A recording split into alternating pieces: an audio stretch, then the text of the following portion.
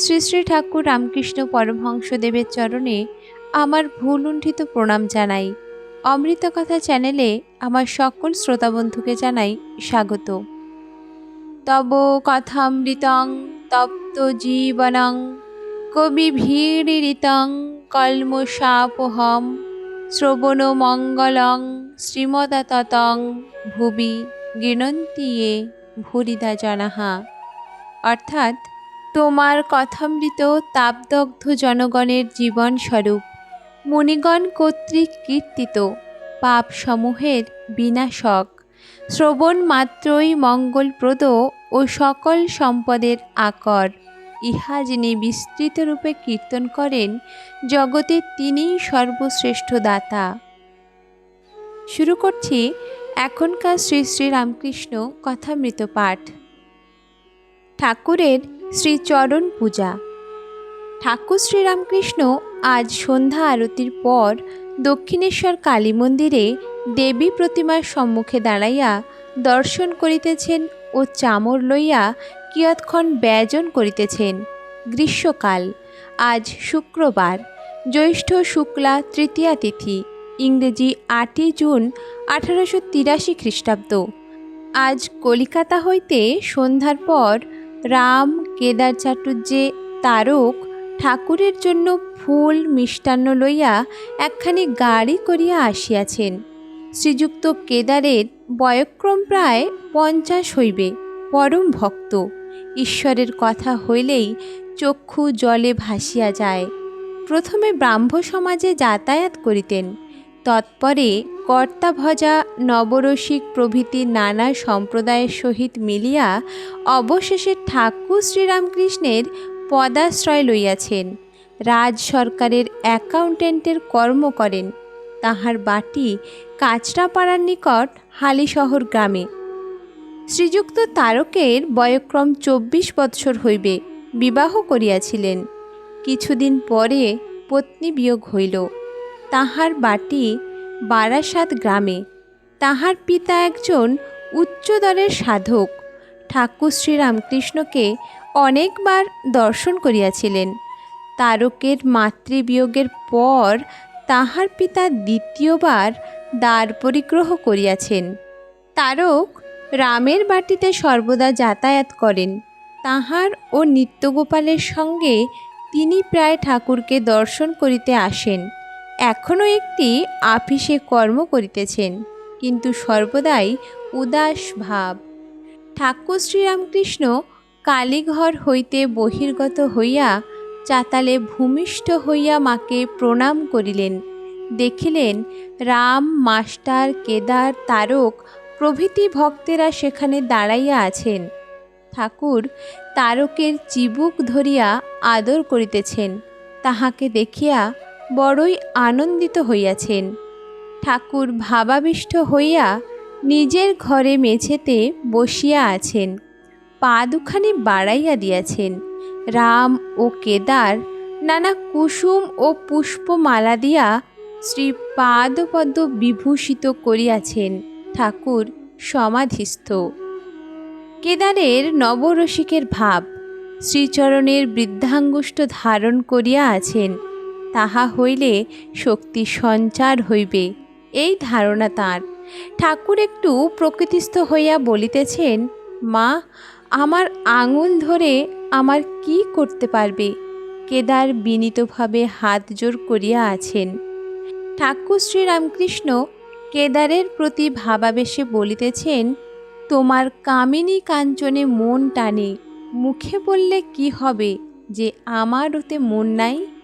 এগিয়ে পড়ো।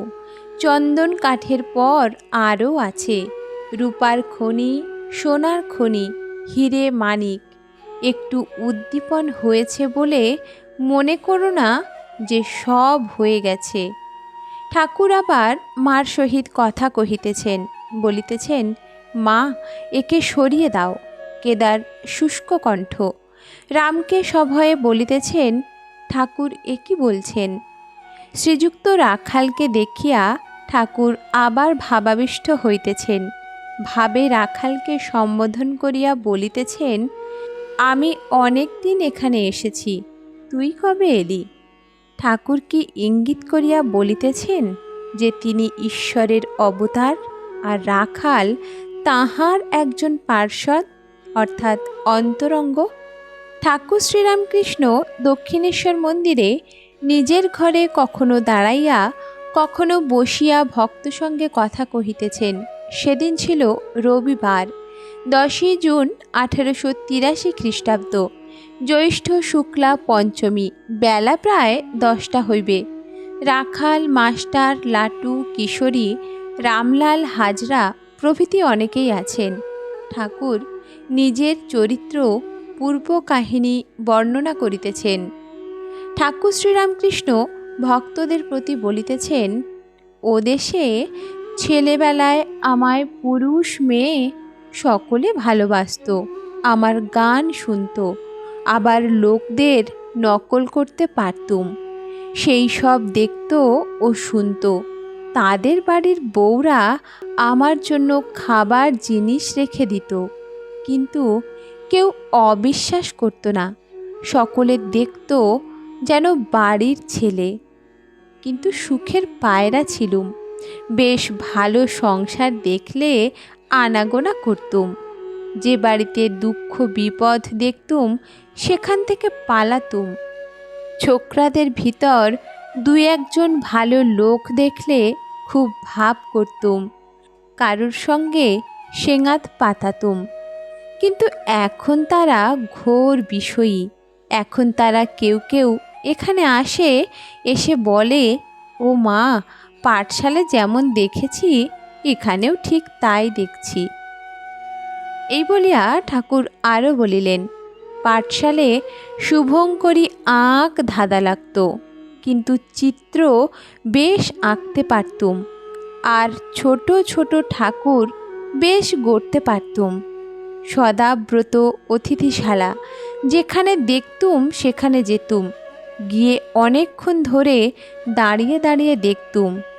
কোনখানে রামায়ণ কি ভাগবত পাঠ হচ্ছে তা বসে বসে শুনতুম।